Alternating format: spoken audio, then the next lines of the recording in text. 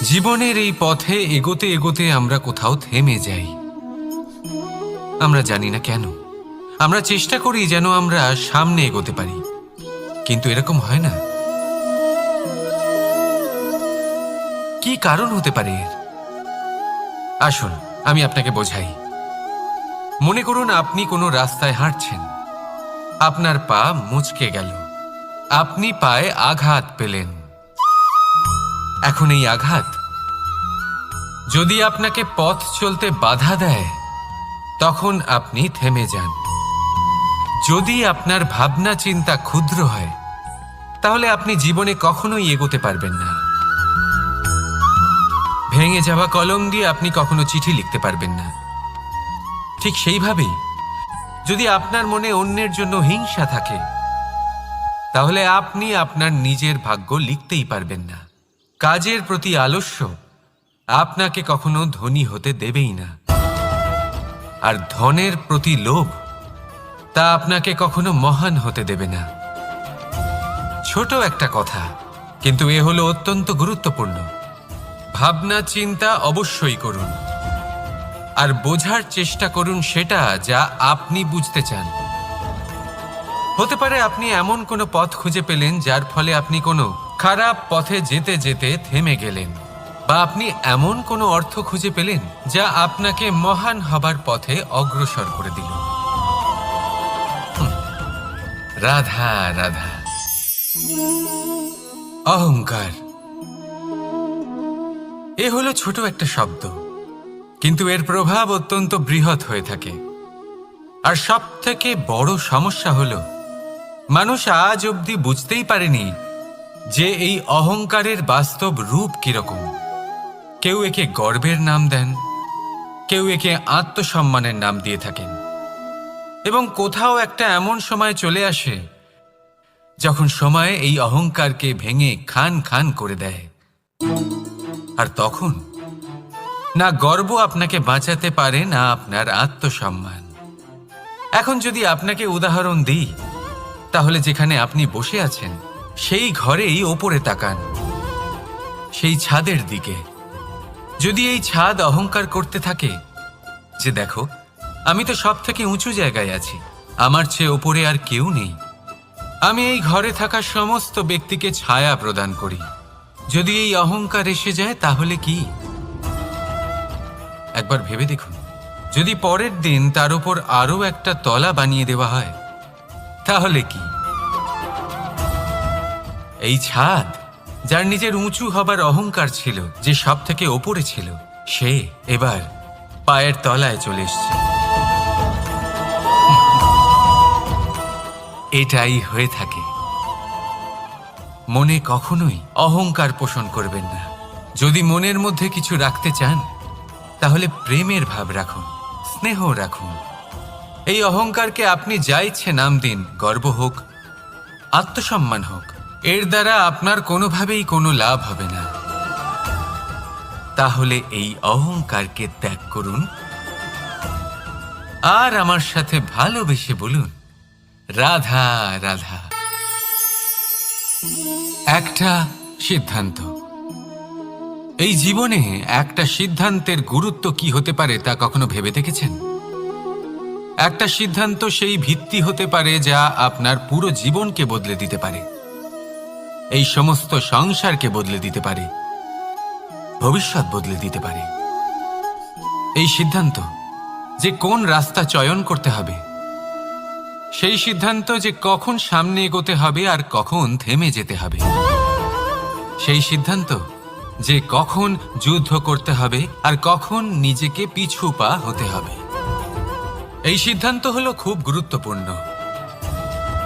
আর আপনি তো এই সংসারে একা নন, তাই আপনার একটা সিদ্ধান্ত শুধু আপনার জন্যই নয়, সমস্ত সংসারের জন্য গুরুত্বপূর্ণ হতে পারে।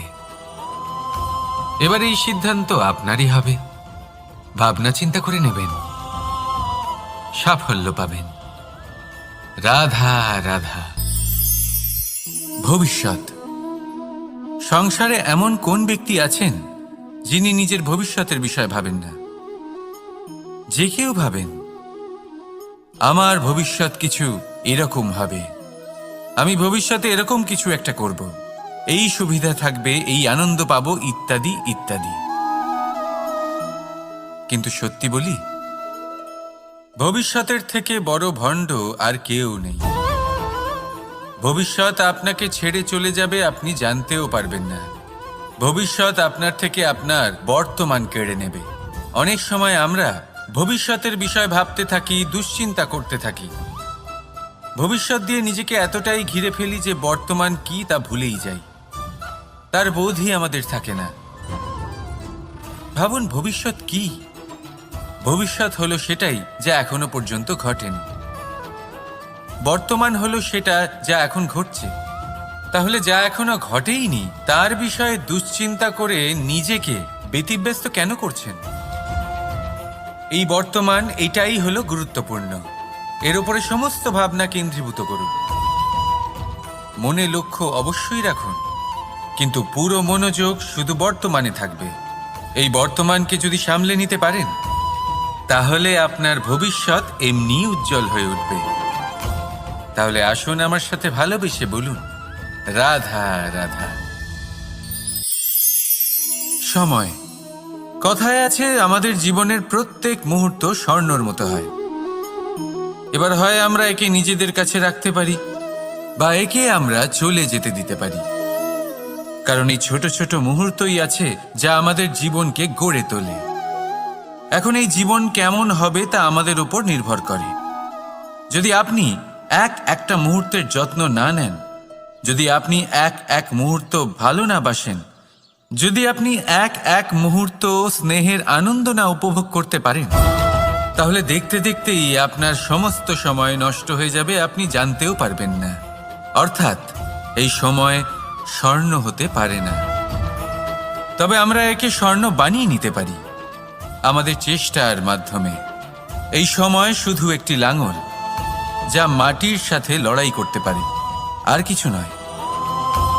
একটা অত্যন্ত গুরুত্বপূর্ণ কথা মনে রাখবেন, আপনার কাছে শুধু সময় আছে। এবার আপনি এটা দিয়ে স্বর্ণ বানাবেন, না ঘুমিয়ে স্বপ্ন দেখে একে নষ্ট করবেন, সিদ্ধান্ত আপনারই। রাধা রাধা। ভগবান। প্রত্যেক কঠিন পরিস্থিতিতে এই নামই আছে যা আমাদের উপায় দিয়ে থাকে। ব্যক্তি যান, ভগবানের পুজো করেন, আরাধনা করেন, ব্রত পালন করেন, মন্দিরে যান, পুজো পাঠ করেন, ভগবানকে জাগিয়ে তোলেন। আর তারপর শুরু হয় সমস্ত প্রশ্ন। হে ভগবান, আমার সাথে এরকম কেন হচ্ছে? কেন আমারই জীবনে এত দুঃখ আছে? আমি কিভাবে এর সম্মুখীন হব? আমাকে কেন এত কষ্ট ভোগ করতে হচ্ছে? হে ভগবান, আমি কি করব? আমাকে সাহায্য করুন, কোনো রাস্তা দেখান।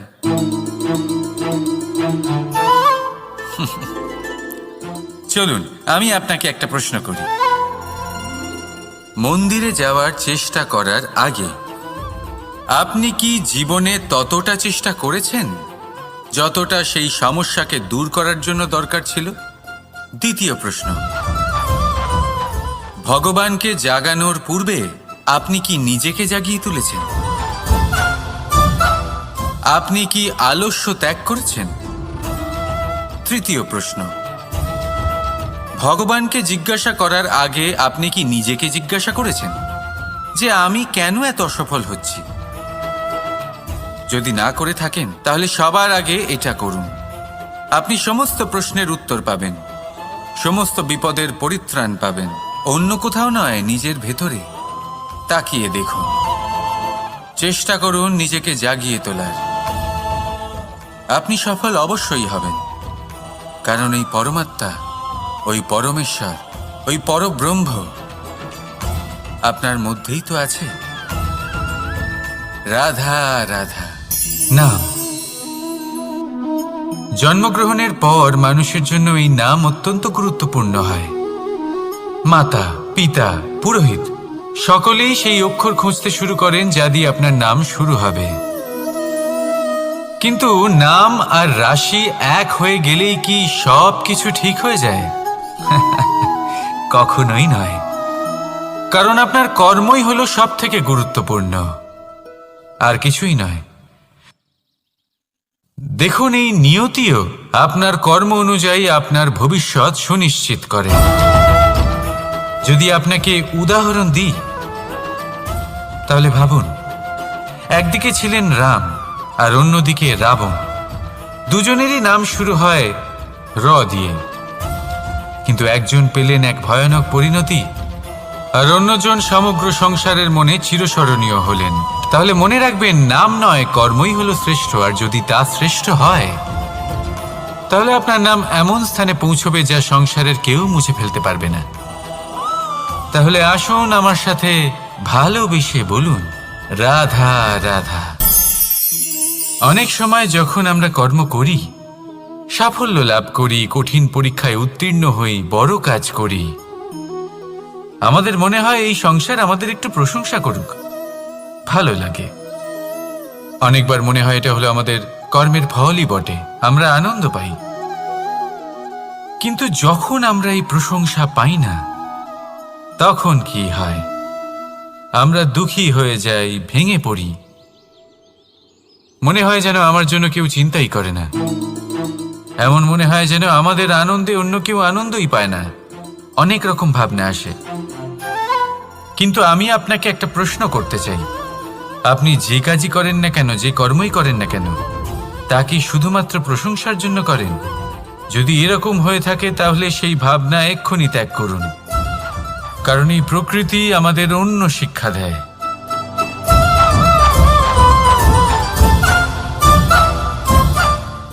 এই ফুলকে দেখুন, এই যে ফুলের সুবাস, যা আমার মনকে উচ্ছ্বসিত করে তোলে, মনে শক্তির সঞ্চার করে, এই সুগন্ধ। কিন্তু ভেবে দেখুন, ফুলের কিন্তু এই কাজ করার জন্য কোনো প্রশংসারই প্রয়োজন হয় না। এটাই হলো প্রকৃতির শিক্ষা। যিনি সৎ হন, সৎকর্ম করেন, তার কোনো প্রশংসার প্রয়োজন হয় না, কারণ ওনার কর্মই হলো ওনার সুবাস। মনে রাখবেন, আতর নকল ফুলে দেওয়া হয়, প্রকৃত ফুলের তার কোনো প্রয়োজন হয় না। সেইভাবেই আপনিও কর্ম করতে থাকুন শুভ চিন্তা নিয়ে। এই মনকে সবসময় শান্ত রাখুন, স্বচ্ছ রাখুন। যদি এরকম করেন তাহলে আপনার কর্ম এমন সুবাস ছড়াবে যে আপনার জীবনে শুধু এবং শুধুমাত্র আনন্দই থাকবে। তাহলে এই আনন্দ সহকারে বলুন, রাধা রাধা। এই সংসারে এমন কোনো পর্বত নেই যা এতটাই উঁচু যে মানুষ তার শিখরে পৌঁছতে পারবে না, তাকে অতিক্রম করতে পারবে না। এই সংসারে এমন কোনো সাগর নেই যা কিনা এতটাই গভীর যেখানে মানুষ তার তলদেশে পৌঁছে ফিরে আসতে পারবে না। একটা ছোট্ট বরফের টুকরো পর্বতের শিখরে গলে গিয়ে বইতে থাকে, আর দেখতে দেখতেই তা মহানদী গঙ্গায় পরিবর্তিত হয়। এর কারণ কি? এর কারণ হলো প্রচেষ্টা, প্রারব্ধ নয়। এই প্রচেষ্টাই সুনিশ্চিত করে যে আপনার প্রারব্ধ কি হবে। এই সমস্ত কিছু হলো প্রচেষ্টা আর প্রারব্ধের খেলা। আপনার প্রচেষ্টা যেরকম হবে, আপনার প্রারব্ধও সেরকমই হবে। আর আপনার প্রচেষ্টা যদি উচ্চ মানের হয়, তাহলে প্রারব্ধকে আপনার সামনে নত হতেই হবে। কি বলেন? তাহলে আসুন আমার সাথে ভালোবেসে বলুন, রাধা রাধা। অনেক সময় মানুষ অতীতকে দেখেন আর তখন অহংবোধে পরিপূর্ণ হয়ে ওঠেন। কখনো বর্তমানের দিকে তাকান, ভবিষ্যতের দিকে তাকান আর পরিতৃপ্তিতে ভরে ওঠেন। কেন বুঝতে পারেন না একটা সহজ কথা? এই যে সৃষ্টি, এই সৃষ্টি হলো একটা বড় চক্র যা বারংবার আপনার কাছে ফিরে আসবেই। কঠিন থেকে কঠিনতর পরীক্ষায় আপনাকে নিযুক্ত করবে, যাতে আপনাকে উত্তীর্ণ হতেই হবে। যা কাল ছিল তা আজ নেই, এটা সবাই জানেন। যা আজ আছে তা হয়তো কাল থাকবে না, এটাও আপনাকে মেনে নিতে হবে, তাও আবার হাসি মুখে। শান্ত থাকতে শিখুন আর কখনোই মনের মধ্যে অহংকার উৎপন্ন হতে দেবেন না। হতে শিখুন সেই হিমবাহের মতো। হয়তো এই জন্যই এত শীতল থাকে, কারণ ও জানে গতকালও জল রূপে ছিল, আজ বরফ রূপে হয়তো আছে, কিন্তু কাল পুনরায় সে জলেই পরিণত হবে। নিজেকে শান্ত রাখুন, হয়তো আজ আপনি সাফল্যের শিখরে আছেন, হয়তো বা নেই। আপনাকে প্রত্যেক দিন অবশ্যই দেখতে হবে। শুধু নিরন্তর প্রচেষ্টা করতে থাকুন, প্রত্যেক পরিস্থিতির জন্য তৈরি থাকুন, আর একে ভারসাম্যে রাখতে শিখুন। আপনার কাল হোক, আজ হোক বা আগামীকাল, আপনার ভালো দিন হোক বা খারাপ দিন, সব পবিত্র হয়ে যাবে। তাহলে আসুন আর আমার সাথে ভালোবেসে বলুন, রাধা রাধা। দোল উৎসবে এই সমগ্র সংসার রং নিয়ে খেলা করে, কিন্তু এই রঙের সারমর্ম এই সংসার কি জানে? কখনো দেখেছেন একটা চিন্তিত মুখ শুধুমাত্র রঙের স্পর্শ পেয়ে আনন্দিত হয়ে ওঠে? দোলে আমরা কি করি? পুরাতনকে ত্যাগ করি আর নতুনকে স্বাগত জানাই। শিশিরকে বিদায় জানিয়ে এক নতুন ঋতুকে আগমন জানাই। দুশ্চিন্তা দূর করে আসার নতুন রঙে রঙিন হয়ে ওঠা, নিজেকে আনন্দিত করা, এটাই তো হলো দোল। এবার দোলের একটা ব্যাপার আছে, দুটো রঙে একসাথে রঙিন হওয়া যায় না। একটা রং উঠলে তবেই আরেকটা রং লাগা সম্ভব। আরও একটা প্রশ্নও রয়েছে, কোন রংকে তুলে দিয়ে কোন রং মাখানো যেতে পারে? যদি আপনাকে উদাহরণ দিই, লোভের এই রং, তা যতক্ষণ লেগে থাকবে আনন্দের রং লাগতে পারবে না। যা হয়েছিল দ্বারকাবাসী এবং সামন্তক মণির মধ্যে। ভ্রান্তির রং যতক্ষণ লেগে থাকবে সত্যের রং লাগতে পারবে না, যা হয়েছে রুক্মিণীর সাথে। আর হিংসার এই রং যতক্ষণ লেগে থাকবে প্রেমের রং ততক্ষণ লাগতেই পারবে না, যা হয় আপনার আমার সবার সাথে। তাহলে আসুন একসাথে মিলে দোল পালন করি এবং সবকিছুর উপরে বিজয় লাভ করি। অন্ধকারের স্থানে আলোর, ভ্রান্তির স্থানে সত্যের, হিংসার স্থানে প্রেমের, আর লোভের স্থানে আনন্দের এই সুন্দর রং মাখাই। শত্রুতা, ঘৃণা, হিংসা, এই সব কিছু ত্যাগ করি আর সকলের সখা হয়ে উঠি। আর ভালোবেসে বলি, শুভ দোল। হ্যাঁ, ওটা তো আমরা অবশ্যই বলবো, রাধা রাধা। সংসারে অনেক সময় এরকম হয় যে আমরা খুব সমস্যায় থাকি, খুব বিপদের মধ্যে থাকি, আর সেই সমস্ত মানুষ যারা আমাদের কাছের মানুষ, আমাদের আপনজন, তারা আমাদের ত্যাগ করে চলে যান। আমরা এই সময় দুঃখ পাই, নিরাশ হয়ে পড়ি এবং একা একাই সেই সমস্যাকেও কাটিয়ে উঠি। এবার পরিস্থিতি যেমন খুশি হোক না কেন, সেই সব মানুষ যারা এমন সময় আপনাকে ত্যাগ করেছেন, তাদের প্রতি ক্রুদ্ধ হওয়া, অভিমান করা, এটা অনুচিত। আমি বলবো তাদের প্রতি কৃতজ্ঞ থাকুন। আমি বলবো তাদের ধন্যবাদ জানান যে তারা এমন সময় আপনার সঙ্গ ত্যাগ করেছেন যখন আপনার তাদের সব থেকে বেশি প্রয়োজন ছিল। কারণ দেখুন, হয় তাদের বিশ্বাস ছিল যে আপনি নিজেই এই বিপদ থেকে বেরিয়ে আসতে পারবেন, বা তাদের ত্যাগ করার জন্য আপনি নিজের উৎসাহ বাড়িয়ে তুললেন, আপনি নিজের শক্তি বাড়ালেন এবং নিজে সেই সমস্যা থেকে বেরিয়ে আসলেন। নিজের খারাপ সময়কে আপনি নিজেই ভালো সময় করে তুললেন। শেষ পর্যন্ত আপনি আরও শক্তিশালী হয়ে উঠলেন, আরও শ্রেষ্ঠ হয়ে উঠলেন।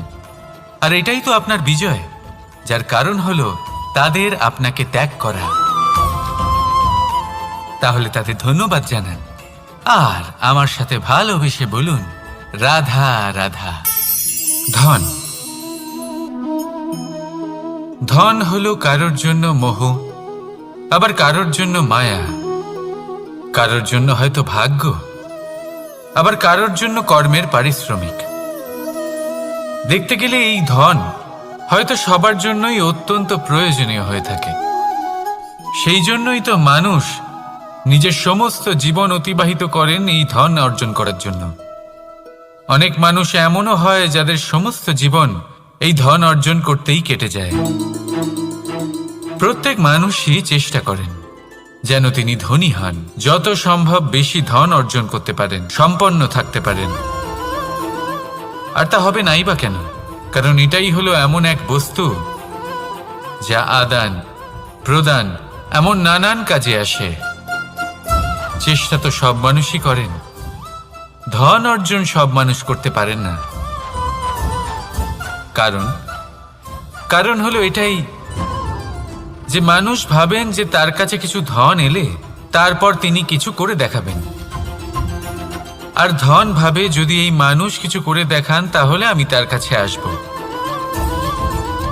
সেই জন্য কিছু করে দেখান, এমন শ্রেষ্ঠ কাজ করে দেখান যাতে ধন নিজেই আপনার কাছে ছুটে আসে।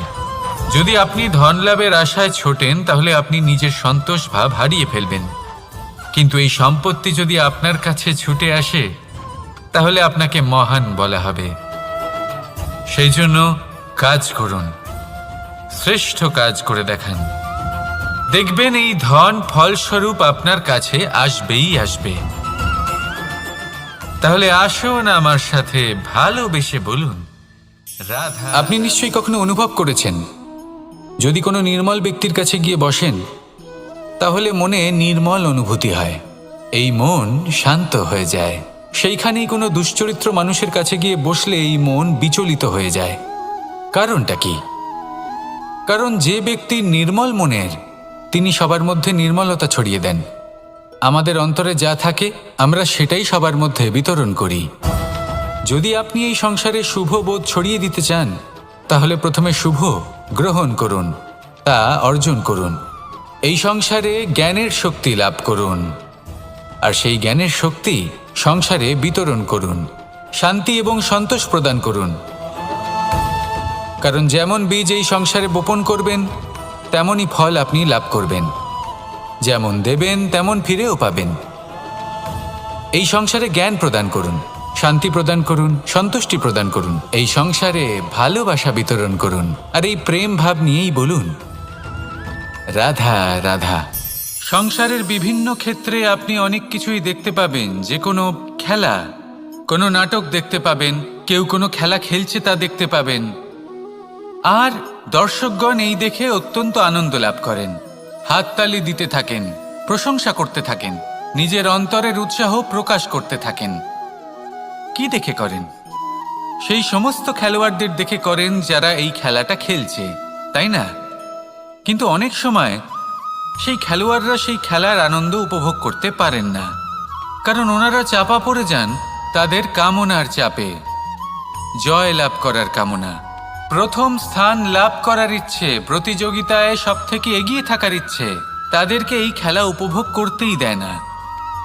সেই জন্য কখনো কখনো এই খেলোয়াড়দের থেকে অনেক বেশি আনন্দ উপভোগ করেন দর্শকগণ, যেখানে এই খেলাটা কিন্তু খেলছেন খেলোয়াড়রাই।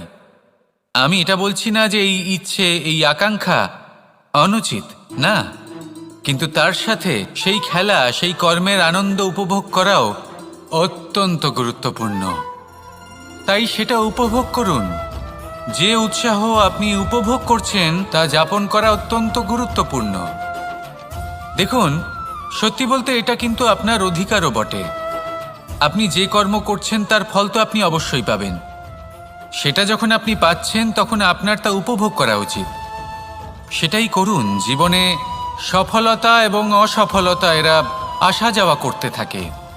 যখন সাফল্য আসবে তখন তা উপভোগ করুন, যখন অসফলতা আসবে তখন তার থেকে শিক্ষা লাভ করুন। সাফল্য আপনার কাছে আবার ফিরে আসবে। আর এই মন, আপনি তো জানেন, এই মন প্রসন্ন হয়ে বলবে রাধা রাধা। বুদ্ধি আর বিবেকের পার্থক্য কোথায় তা নিয়ে এই সংসার অনেক কিছুই ভাবে। কিছু মানুষ ভাবেন যে এই দুই হলো একই, কিন্তু যদি সত্যি কথা বলি তাহলে এই দুইয়ের মধ্যে একটা অমূল্য পার্থক্য আছে, আর তা হলো এটা যে বুদ্ধির সম্পর্ক হলো মস্তিষ্কের সাথে আর বিবেকের সম্পর্ক হলো হৃদয়ের সাথে। যে কোনো বুদ্ধিমান মানুষ কি করেন? নিজের মতন করে এই সংসারকে বদলে ফেলতে চেষ্টা করেন। একজন বিবেকশীল মানুষ কি করেন? নিজের অন্তরকে, নিজের মনকে বদলে ফেলতে চেষ্টা করেন, কারণ মানুষের সংসার এই মনের মধ্যেই বসবাস করে। তাই নিজের বুদ্ধির ব্যবহার অবশ্যই করুন, কিন্তু তাতে বিবেকের লাগামটা অবশ্যই শক্ত হাতে ধরবেন। আসুন আমার সাথে ভালোবেসে বলুন রাধা রাধা। জীবনে গতি অত্যন্ত গুরুত্বপূর্ণ, মতিও হলো গুরুত্বপূর্ণ, এবং তার থেকেও বেশি গুরুত্বপূর্ণ হলো সঙ্গতি। একটা জলের ফোঁটা, তার মধ্যে গতি থাকে। প্রকৃতির মধ্যে তা লাভ করার ইচ্ছে নিহিত থাকে। কিন্তু এই যে সঙ্গতি তা নির্ধারিত করে যে এই জলের ফোঁটা ঝিনুকের মুখে পড়ে মুক্তোতে পরিণত হবে নাকি বিষাক্ত সাপের মুখে পড়ে বিষে পরিণত হবে। এবার দেখুন, এই জঞ্জাল স্বর্ণকারের দোকানের সামনেও থাকে এবং জঞ্জাল একজন ব্যবসাদারের দোকানেও থাকে। কিন্তু জঞ্জাল যা স্বর্ণকারের দোকানে থাকে তা ব্যবসাদারের দোকানের জঞ্জালের থেকে অনেক বেশি মূল্যবান, কারণ তার মধ্যে সোনার কণার সঙ্গতি থাকে। সেই জন্য জীবনে সঙ্গতির উপর বিশেষ গুরুত্ব দেবেন। যেমন সঙ্গতি তেমনই আপনি হবেন। আসুন আমার সাথে ভালোবেসে বলুন, রাধা রাধা।